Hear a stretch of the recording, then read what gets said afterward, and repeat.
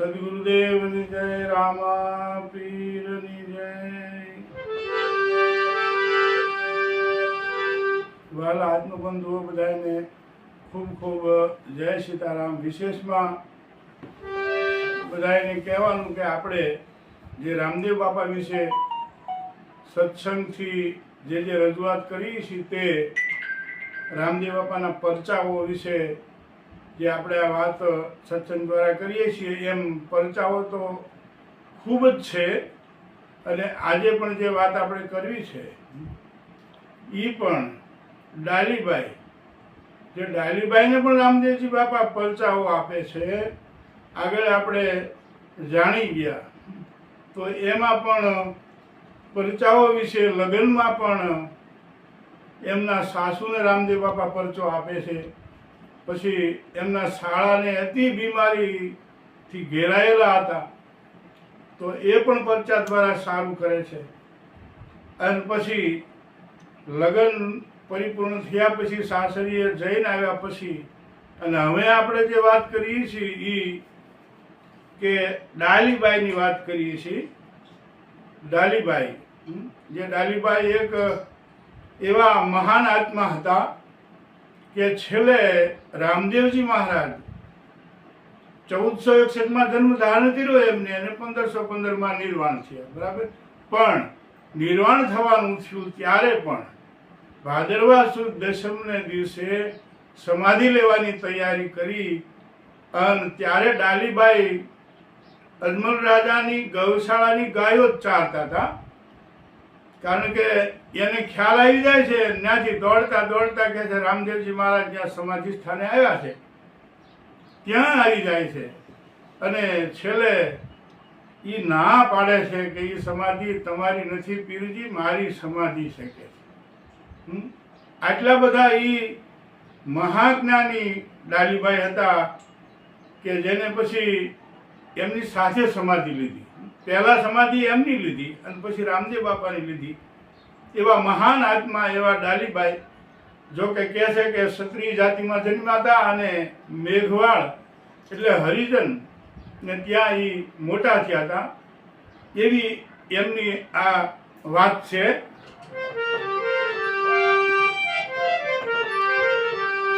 અને રણુજાની બાજુનું ગામ અને ગોમર ગામ કરીને કે છે હતું.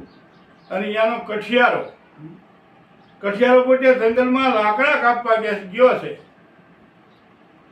અને કોવાડો લઈને જ્યાં લાકડા કાપવા માટે ઝાડ પાસે જાય તો ડાળ નિમેલી છે નીચે, તો એને ઝાડ ઉપર ચડવું છે. તો એ ડાળ જે નીચે છે એ પહેલાં કે હું કાપી નાખું. અને એ કઠિયારો ડાળને કાપવા માંડે, ઘા કરે છે. અને ઘા કરે ત્યાં તો નીચે અવાજ આવે છે બાળકને રડવાનો. એકદમ બાળક જોર જોરથી રડવા માંડે છે. એટલે કઠિયારો તરફ નીચે જુએ છે તો એક સુંદર મજાની બાળકી નાની એવી રોવે છે, રુદન કરે છે. એટલે કઠિયારો આમ નીચે જોઈ અને નીચે જાય છે અને બાળકીને તેડી લે છે. સરસ મજાની એ રૂપાળી દીકરીને જોતા કઠિયારો એકદમ હરખ પામે છે, પણ આજુબાજુ જોવે છે તો કોઈ માણસ નથી. તો આ બાળકીને કોણ મૂકી ગયું છે, આ ક્યાંથી આવી છે, એવી એને મૂંઝવણ થાય છે. અને એવું વિચારે કે હવે આનું શું કરું. પછી ખોળામાં ચડીને પોતે કઠિયારો બેસે છે અને વિચારે છે કે હવે મારે તો મારું પૂરું થતું નથી. આ લાકડા વેચી અને મારું વગા પેટનું પૂરું કરું છું. તો આ દીકરીને કોને આપવી અને આને મારે મોટી કેમ કરવી, આ મૂંઝવણ પોતે અનુભવતો હોય છે. બેઠો હોય ત્યારે એ માર્ગેથી એક મેઘવાળ હરિજન ત્યાંથી નીકળે છે. પગપાળા પહેલાં બધા જતા કહે છે, પહેલાં વાહનો તો હતા નહીં. ગાડા હોય, રથ હોય, ઘોડા હોય, હાંડિયા હોય, મોટા મહારાજા હોય તો હાથી રાખતા હોય, આ બધું કે છે હતું. એ કઠિયારો એ ત્યાંથી ગોમર ગામથી આગળ બરાબર નીકળે છે. અને આ મેઘવાળને જોઈ જાય છે કઠિયારો. એટલે તરત બોલાવે છે કે અહીં આવો ભાઈ, અહીં આવો ને. એટલે તરત ત્યાં જાય છે અને વાત કરે છે કે મારે આ મૂંઝવણનો મોટો પ્રશ્ન ઊભો થયો છે. હું આ લાકડા કાપવા આવ્યો તો મારું ગુજરાન લાકડા કાપીને મારું વગા પેટ ભરાય છે. આ દીકરી અહીંથી મને મળી છે, હું ડાળ કાપતો હતો ત્યાં તો એ રોવા માંડી. પહેલા મેં કાંઈ જોઈ નહીં. એટલે મેઘવાળ કહે છે તો તમારી દીકરી, મારે ક્યાં દીકરી જ છે કે છે. અને હવે મને એ મૂંઝવણ છે કે આ દીકરીનું શું કરવું. તો ખરેખર એ મેઘવાળને કહે છે એ કંઈ સંતાન જ નહોતું. સંતાન જ નહોતું. ઘણા વર્ષો વીતી ગયેલા અને અવારનવાર કહે છે એ રામદેવ બાપાને ત્યાં અજમલજીના દરબારમાં બીજે પૂનમે પાઠ હોય ત્યારે બે જણા કહે છે ભજનમાં બધે જતા હતા. અને આ મેઘવાળ આજ 12 ગામથી એકલા આવતા હતા. એના ઘરમાં કઈ સંતાન તો હતું જ નહીં, દીકરી દીકરો કશું નહીં. એટલે એ વાત કરે છે દીકરી દીકરાનું તો મારે કાંઈ સંતાન જ નથી ભાઈ. તો પછી તમે લઈ જાઓ ને, તમે મોટી કરજો ને કે છે. અને એને મનમાં એવો સંકલ્પ થાય છે કે હું આ તો ભગવાને મને દીકરી દીધી, આ રામદેવ બાપાએ દીકરી દીધી. કારણ કે ત્યાં હર હંમેશ બીજે પૂનમે પોકરણગઢના રાજમાં પાઠ હોય ત્યારે ભજનમાં અવારનવાર આ મેઘવાળ અને એના ધર્મપત્ની જતા હતા. એટલે એને અતિ આનંદ થાય છે. અને પછી નક્કી કરે છે કે ક્યાંથી આ દીકરી ડાળ હેઠે જ હતી કે છે. આમ ઘરે પોતે દીકરીને ડાલીબાઈ લઈ જાય છે. નામ ડાલીબાઈ રાખે છે બે જણા. કારણ કે ઝાડની ડાળ હેઠે હતી એટલે એનું નામ કે આપણે ડાલી રાખી. અને એના ધર્મપત્ની મેઘવાળના ધર્મપત્ની હતી, ખુશી થઈ જાય છે. એટલા બધા રાજી થઈ જાય છે કે આપણને ભગવાને દીકરી દીધી. અને એ તો પાળી પોષીને મોટી કરે છે. ધીરે ધીરે ડાલી મોટી થવા માંડે છે. અને દર પૂનમે બીજે પોતે મેઘવાળા એના ધર્મપત્ની પોકરણગઢમાં અવારનવાર પાછા ભજન હોય, પાઠ હોય એટલે બે સાથે આ દીકરીને પણ લઈ જાય છે. કારણ કે એમની દીકરી થઈ ગઈ. પછી એને સાથોસાથ એ ભક્તિના સંસ્કારો એનામાં ધીરે ધીરે ઉતરવા લાગે છે. દીકરી મોટી થવા લાગે છે. અને કે છે અવારનવાર એ દીકરીને સાથે લઈ જતા અજમલજી પણ એવું વિચારે છે કે આ તમારી દીકરી, મને આ દીકરી કઠિયાએ આપી હતી મહારાજને, ચડી છે. આ કોની દીકરી છે એ કાંઈ ખબર નથી. અને એમ કરતા કરતા પોતે ગાય ચારવા દીકરી એમની જાય છે. અને વળી પાછા પૂનમ બીજે ભેગા થાય ત્યારે કે આ દીકરી શું કરે કે એ તો ગાયો ચારે છે. તો પછી એક કામ કરો ને મેઘવાળને કે તમે આ દીકરીને અમારી ગાયો ચારવામાં જે થશે એ બધું અમે એને મહેનતાણું આપી દઈશું. અને એ રીતે હા ડાલીબાઈ પોકરણગઢની ગાયો ચારે છે. હવે આવી રીતે હર રોજ પોતે ગાયો લઈને ચારવા જાય છે ડાલીબાઈ. અને હાજે પછી ગાયો મૂકી આવે. નજીકનું હાવ ગામ છે, ગોમર ગામ હાવ નજીક છે પોકરણગઢની બાજુનું. હવે આવી રીતે એમ નામ સેવા કરે છે. અને એક વખત એવું બને છે કે રામદેવજી મહારાજ ઘોડો ખેલવતા પોતે એ વગડામાં જે ડાલીબાઈ ગાયો ચારે છે ત્યાં જઈને ઉભા રહે છે. ડાલી દોડતી આવી પગમાં પડી જાય છે. કારણ કે હર હંમેશા પૂનમે બીજે તો પોકરણગઢ જતા જ હતા ભજનમાં, પાઠમાં. એટલે રામદેવ બાપાને તે ભગવાન જેમ માને છે. અને ત્યારે રામદેવ બાપા એમ કહે છે ડાલી કે બોલો બાપજી શું છે. એ કે બોલી વાસળીનું દૂધ મારે પીવું છે, હાલે આ કટોરો ને મને દૂધ દોઈ દે. એ કે બાપજી કઈ વાસળી દૂધ થોડું કાઢતું દો તો ખરી કે. અને પોતે ડાલીબાઈને એમ થાય છે કે મને કીધું છે એટલે મારે આજ્ઞાનું પાલન કરવું જોઈએ. અને પોતે ત્યાં જાય છે. વાસળી પાસે જઈને જોવે તો આંસળ પારવાઈ ગયેલા છે. વાસળી નાની અને એમાં દૂધ ભરાયેલું છે. અને આજે દોવે છે તો શેડો ફૂટવા માંડે છે. અને તરત જ એ કટોરો દૂધનો ભરાઈ જાય છે. અને રામદેવ બાપા પાસે આવીને કહે છે બાપજી આ વાસળીમાં તો દૂધ આવ્યું. એ કે ડાલીબાઈ તમારી ભક્તિનો પ્રતાપ છે, નકર કઈ વાસળીમાં દૂધ આવે. જો ભગવાન બીજાને જ મોટા કરે છે અને એ પોતે દૂધ પાછું પીવે છે. અને એ પાછા ઘોડીલો ખેલવતા રણુજામાં વિયા જાય છે કે છે. વળી પાછા અવારનવાર એ વગડામાં ગાયો ચરાવે છે, ડાલી ત્યાં આવે છે.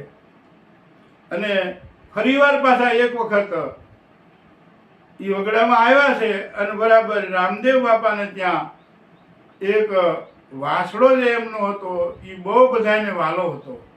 એ વાસડો ખોવાઈ ગયેલો છે અને ડાલીભાઈ એકદમ દુખી આમ તેમ બધે આંટા મારે છે અને જોવે છે.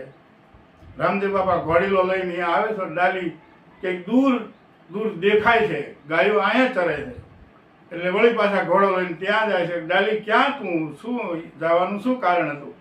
કે બાપજી આ તમારો વાસડો ખોવાઈ ગયો, જડતો નથી અને હવે સાંજ પડવા આવી, મને ઠપકો મળશે કે તમારો વાસડો જડતો નથી, ખોવાઈ ગયો, નોખો પડી ગયો છે બીજા ઢોરમાં કે. અને ત્યારે રામદેવ બાપા કહે છે કે ડાલી તું ચિંતા ન કરીશ, તું ગાયો લઈને ઘરે જા અને પછી તારે ગામ વહી જા, બાજુનું ગામ છે એનું. રામદેવ બાપા વાસડો લઈ અને પાછા હંકારી અને પોકરણગઢમાં લાવે છે. આવી રીતે ડાલીબાઈ ની સેવા ભક્તિ પણ અપાર છે. આવા ડાલીબાઈ ભક્તિમાં પણ એટલા બધા પારંગત ને એટલા ભક્તિવાન છે કે રામદેવ બાપાને તો ઈષ્ટદેવ પોતાના માને છે.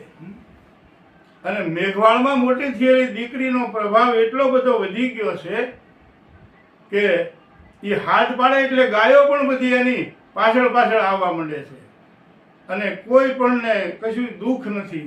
અજમલ રાજા પણ સમયસર એને પગાર ધોરણ જે દેવાનું છે એ દે છે. આવી રીતે સેવા પ્રવૃત્તિ કરતા ઘણો સમય થઈ જાય છે. રામદેવજી મહારાજને 1515 અને જવાનો સમય થયો છે અને એવા ટાણે કે છે પોતે રામદેવજી મહારાજ, વિરમદેવ, માતા મીનળદેવ, બેન સગુણા બધા ખંડમાં સમી સાંજમાં વાતો કરે છે. અને બીજી બાજુ એક ખંડની અંદર પિતા અજમલજી સૂઈ ગયા છે સમી સાંજમાં અને એમને સ્વપ્ન આવે છે. સ્વપ્ન એવું આવે છે કે એ પોતે જ્યારે દ્વારિકા ગયેલા, જ્યારે એમને પુત્ર નહોતા, કાંઈ સંતાન નહોતું, ત્યારે દ્વારિકા એમને જવાનું થયું અને ભગવાને જે સોનાની દ્વારિકા દેખાડીને રચાવી દરિયાની અંદર, એ દ્રશ્ય એમને જોયું અને જઈને બે હાથ જોડીને પગે લાગ્યા દ્વારકાધીશને. ત્યાંથી રામદેવજી મારા ઢીલુડા ઘોડા ઉપર સવાર થઈને કટકટ કરતા દાખલ થયા એ મંદિરમાં અને ઘોડા ઉપરથી ઉતરી અને મૂર્તિમાં હમાઈ ગયા.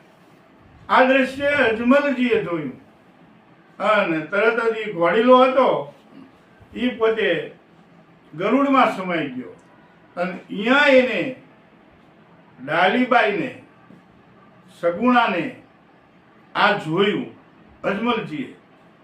એટલે મનમાં એકદમ વિસ્મય પામી ગયા, અરે રામા તું આમાં ક્યાં હમાઈ ગયો ઘડીકમાં? અને ભારે થઈ, મારો રામો તો આ ભગવાનની મૂર્તિમાં સમાઈ ગયો, રામદેવ તારા વિના હું કેમ રહીશ? એમ કરીને રોવા માંડ્યા અને એકદમ વેદના થવા માંડી, જોર રોવાથી રાડ્યો પાડવા માંડ્યા. એટલે દાસીઓ સાંભળી ગયા. એટલે દાસી આવીને વાત કરી મીનળદેવ માતાને કે મહારાજ અંદર રુદન કરે છે, કલ્પાત કરે છે. એટલે એવું કેમ કે આ સિમિસાનમાં હુઈ ગયા છે. જઈને જોયું પડખેના ખંડમાં તો અજમલજીને આંસુડાની એક ધારા ચાલુ છે અને રુદન કરે છે. એટલે ઢંઢોળે છે મીનળદેવ, શું થયું? એટલે તરત બેઠા થાય. ત્યાં તો વિરમદેવજી આવે છે, બેન સગુણા આવે છે, રામદેવજી મહારાજ આવે છે અને તરત કહે છે મને એવું સ્વપ્ન આવ્યું ને કે રામદેવે આ જગત છોડી દીધું અને પોતે દ્વારકાધીશની મૂર્તિમાં હમાઈ ગયા અને ઘોડીલો પણ એમાં હમાઈ ગયો કે છે ગરુડમાં. કે હે તો કે હા મને એ દુઃખ થયું. ત્યારે રામદેવ બાપા કહે છે કે હવે મારો જવાનો સમય થઈ ગયો, તમને સ્વપ્ન આવ્યું સાચું છે. અને ત્યારે માતાજી એવું કહે છે એવું ન બોલ રામા, એવું ન બોલ, હજી જવા જોગ તો અમે છીએ ભાઈ. અને છતાંય રામદેવ બાપા કહે છે કે મેં તમને વચન આપ્યું હતું પિતાજી કે તમે મને પુત્ર તરીકે ન માનતા, કારણ કે મારી આ એક લીલા છે અને મારે હવે જવાનો સમય થઈ ગયો છે.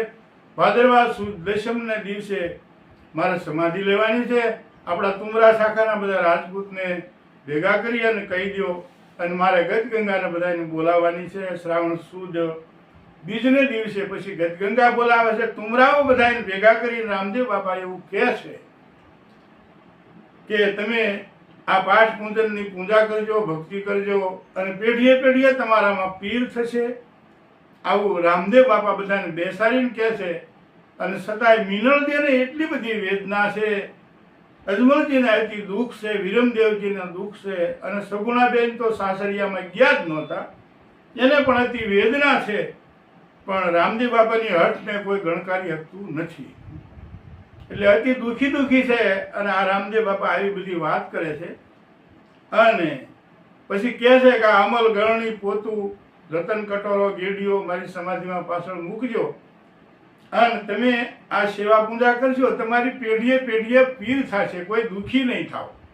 અને જોજો મારી એબ ન ખોલતા, અમારી સમાધિ તમે કોઈ ખોલતા નહીં, એ મારું વચન તમે યાદ રાખજો, તો પેઢીએ પેઢીએ પીર થશે તુમરા શાખામાં. આવું રામદેવ બાપા સમજાવે છે બધા તુમરાઓને, અને એ તુમરાઓ તે આ વાતને માન્ય રાખે છે. અને એ પછી શ્રાવણ સુદ બીજને જે ગજગંગા, જે ખીમડીઓ કોટવાડ, રાવત રણસિંહ, જેસલ તોરલ, રૂપાલે, માલદે, આ બધા ભક્તો હતા. એ ભક્તોને બધાને તેડાવી અને 24 ફરમાન આપે છે કે તમે આ નિર્જ્યા ધર્મની આવી ભક્તિ કરજો, સદધર્મથી હાલજો, અને હું અવશ્ય તમને ગુપ્ત સ્વરૂપે મદદ કરીશ. આવું રામદેવ બાપાએ કહે છે, વચન આપેલું. શ્રાવણ સુદ બીજ નદી ભક્તોને બધાને તેડાવી, અને એના 24 ફરમાનો હયાત છે પણ. અને આ રીતે સમય પૂર્ણ થયો. ભાદરવા સુદ દશમ આવી, અને રામદેવ બાપાએ સમાધિની તૈયારી કરી. રામ સરોવર જે રામદેવ બાપાએ ગળાવેલું હતું, ત્યાં સમાધિ ખોદવાની તૈયારી કરી. અને રામદેવ બાપા પોતે એ ઘોડા ઉપર સવાર થઈ અને પોતે રામ સરોવર જાય છે. એ ઇતિહાસ તો ઘણો લાંબો છે, આપણે ટૂંકમાં વાત કરીએ છીએ. અને પોતે ત્યાં આવે છે, અને સમાધિ કહે છે ખોદાય છે, ત્યારે રામદેવ બાપા અહીંયા આવીને ઊભા છે. અને એ ગાયો ચારતી ચારતી એ ડાલીબાઈને ખબર પડી જાય છે કે રામદેવ બાપાએ સમાધિ લેવાની તૈયારી કરી છે, અને રામ સરોવર આવી ગયા છે. કારણ કે ખૂબ જ માણસો રણુજાથી બધું ત્યાં આવેલું છે, એટલે દોડતી દોડતી એ ગાયોના ટોળાને છોડી અને હાજર થાય છે. અને હાજર થઈ અને તરત જ કહે છે કે આ સમાધિ જે ખોદાય છે એ પીરજી તમારી નથી, એ સમાધિ તો મારી છે.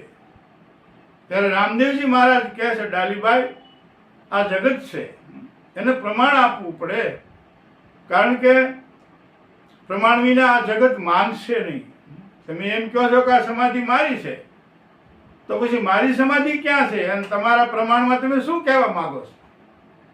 ત્યારે ડાલીબાઈ એવું કહે છે, બાપજી એ સમાધિ જે ખોદાય છે એમાંથી કસોડું, કાંસી, દોરો અને હાટી નીકળે તો તમે એમ જાણજો કે મારી સમાધિ છે.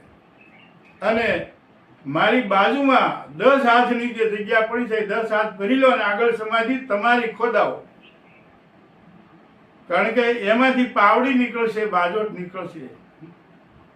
એ તમારું પ્રમાણ છે, એ હું તમને કહી દઉં છું. અને આ બધી વાત બધા જાણે છે ત્યારે અચરજ પામે છે કે આ મેઘવાળની દીકરી અને આટલું બધું એમ એને કેમ સમજાઈ ગયું, આટલું બધું પૂર્વનું જ્ઞાન કેમ થઈ ગયું, એવા બધા અચરજ પામે છે. અને કહે છે એ સમાધિ ખોદે છે. રામદેવ બાપાની સમાધિ ખોદાય છે, અને અડધી સમાધિ ખોદ્યા પછી એ રામદેવ બાપાના નામની સમાધિ ખોદાતી હતી. એમાંથી રતન કટોરો, આ કસોળું, કાંસી, દોરો, આંટી એ એમાંથી નીકળે છે. અને ઓલી જે સમાધિ ખોદાણી એમાં રતન કટોરો, અમલ, ગરણી, પોતું એ બધું લાવે છે. અને આ સમાધિ પ્રથમ ડાલીબાઈને આપવામાં આવે છે. અને પછી બીજી સમાધિ જે રામદેવ બાપાની છે એ ખોદાય છે, એમાંથી પણ જે ડાલીબાઈએ કીધું એ પ્રમાણે અંદરથી બાજોટ, ચાખડી એમાંથી નીકળે છે. અને એ સમાધિ રામદેવ બાપાની સાચી સાબિત થાય છે. બધા રામદેવ બાપાનો જય જયકાર કરે છે. અને એમાં પછી રતન કટોરો, અમલ, ગરણી, પોતું એ બધું એમાં મૂકી દે છે અને રામદેવ બાપા એમાં સમાધિ લે છે. આવા ડાલીબાઈને આપણે કોટી કોટી વંદન કરીએ. જય રામાપીર, જય રામાપીર, જય રામાપીર.